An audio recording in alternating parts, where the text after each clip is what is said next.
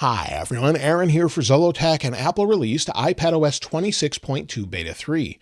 iPadOS 26.2 Beta 3 is available to developers, and iPadOS 26.2 Public Beta 3 is available as well. It came out a day after. Now this update fixes one of the biggest issues people had with iPadOS 26, but it came in at 7.78 gigabytes, that's on my 13-inch iPad Pro M5, and of course was released alongside many other updates, with iOS 26.2 Beta 3, macOS 26.2 Beta 3, tvOS and HomePodOS 26.2 Beta 3, and watchOS 26.2 Beta 3. So all of those are available now if you're a developer or a public beta tester as well. Also, visionOS 26.2 Beta 3 was released also.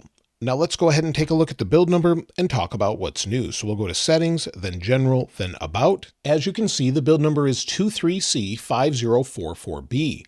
Now based off of this build number and what they've done in the past, I would expect maybe a Beta 4, then a release candidate, then the public release. But we don't have an exact schedule. We'll talk more about that a little bit later. As far as new features, well, the first thing is a major update to split view and how it works. Now, there's a couple catches to this, in particular when it comes to multitasking and gesture settings. For example, this only works in windowed apps and Stage Manager. So far, it doesn't work in full screen apps, but if we go into windowed apps, I'll show you how it works. So we'll swipe home. Now, if I open up Safari, you'll see I already have it sitting to the left of the screen.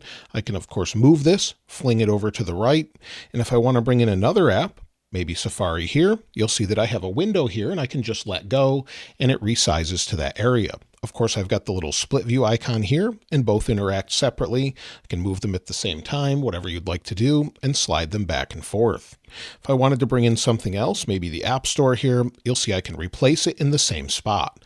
So now I've got the App Store in the exact same spot, slide it over, and I can also use slide over on the side as well. So if I go up again, maybe we'll just slide in Safari. If I move it to the edge, you'll see an arrow there on either side. So if I bring it in to either side, you'll see that it sort of takes shape under this sort of liquid glass look. If I let go, now we're in slide over.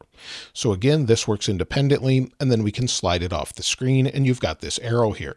So again, it all works together, but you don't have the exact same thing with slide over that you did before as far as being able to stack the slide over apps, but you do have one at a time. So for example, if I want to bring in maybe the calendar here, let go, the calendar is now there in place of Safari.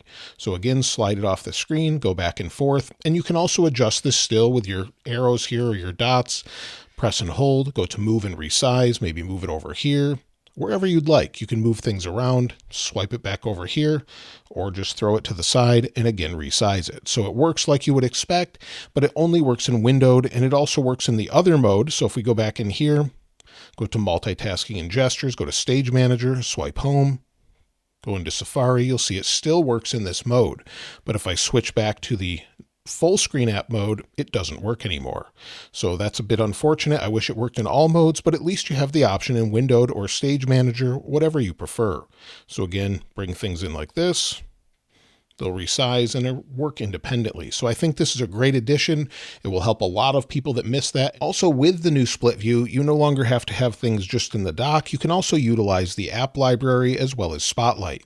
So for example, if I want to bring in the App Store, just drag and drop it on top of the side we want it to show up in. So again, fully adjustable and works like you would expect. So I'm glad they've brought it back. Now in this update, there's a new update with AirDrop. If we go into our settings, we'll go this time under General, and then within General, go down to AirDrop, and at the bottom, there's a new option for Manage Known AirDrop Contacts. It says you will automatically appear for 30 days to people you have shared a one-time code with. And the way this works is if someone's sharing something over AirDrop with you, so maybe everyone for 10 minutes, and someone wants to share a file and you allow it, you'll now have the option for a code. So let me show you how it works side by side. So I'll bring in this iPad here, and let's go ahead and share the wallpaper from today. So wallpaper, we'll share it. And if it's not on an Apple account that's familiar or an account that's familiar, you'll get this message. It says use AirDrop code, share a secure code with people not in your contacts to use AirDrop. You will be able to find each other for the next 30 days. You can manage access and settings. So you can get the code, and there's the code. And now you can place the same code over here, and then it works fine. So again, you can send it for 30 days after that, and then it will continually send for those 30 days without asking, and then it will renew after those 30 days. So it's just a more secure way to send something regularly from maybe someone that you don't normally share with. Now, some of the things they've changed from Beta 2 to Beta 3 have to do with just smoothing out of animations. We have some nice new animations in the control center where things just sort of pop out and show up a little bit differently. We've got more bounciness in the control center, you'll see here, and also throughout with different animations with menus. For example, if we go into photos, again within the same photo, if we tap on the options here, they just sort of bounce out very quickly, but you'll see they bounce out like that. So overall, it's a nice adjustment to the way it works, and I think it looks great. There's also a few other updates. The first time you win games, for example, you'll get a new splash screen talking about filtering your library, controller support, and track challenge scores. On iPad, also there's a new splash screen if you go into reminders, talking about the new urgent reminders, auto-categorize, suggested reminders, and quick reminders. And again, there's sometimes it was popping up for me as well when you went into the TV app, but I haven't seen that so far. But going into TV, sometimes you'll see that when you first open it for the first time. Of course, in this update, there's quite a few new changes as well. If we go to the home screen, or lock screen rather, go to Customize, then go to Customize the clock itself. We have that slider for liquid glass, fully adjustable. You can change the clock size of whatever you'd like. Of course, that's part of the latest update. And also there's updates to animations that I showed before. There's updates to the health sleep score settings, as well as podcasts. So there's some nice updates here where it says welcome to podcast, but there's quite a few nice updates there, along with live translations and a few other changes throughout that are minor within the code. So overall, it's a nice update. I'm glad they've brought split view back along with slide over, and maybe they'll continue to actually update this more and more, bringing the features that we've actually been wanting back. Now on the iPad side, there are still some bugs, but it feels like there's less bugs than there is on iOS. For example, the wallpaper dimming bug, let's get rid of these here, seems to be less noticeable on the iPad, more so on the iPhone for some reason, so it looks like it's fine on the iPad. Also the missing artwork bug, so maybe you go into music and you're syncing with iTunes. We'll just tap continue here.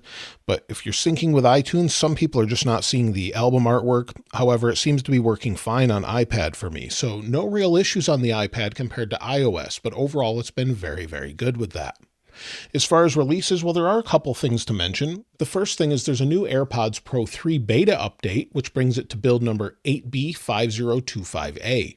I wouldn't typically recommend installing the betas on the AirPods, and it's not clear what they're updating, but you can install it within your settings. So if you go into settings, go to your AirPods here, scroll down to the bottom, you'll see that we have AirPods beta updates. So if you want to enable those, you can. However, again, I wouldn't recommend it if you're just happy with how they're going for now, but if you want to test them out, it's an option.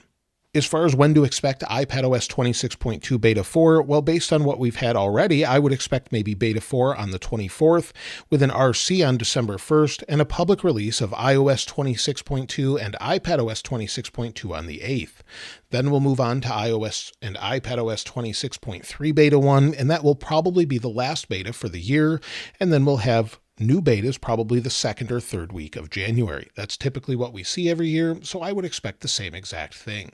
Now, if you're wondering if you should install iPadOS 26.2 Beta 3, well, you definitely could try it out as it seems fairly stable for now, but I never typically recommend a beta for someone trying to solve issues. So if you're having issues with iPadOS 26.1, maybe I would wait for the RC to release before trying it out, but if you really want split view back in the way it's working now, you definitely could try it out, but just be aware there could be bugs and report those in the feedback app as well if you're having issues.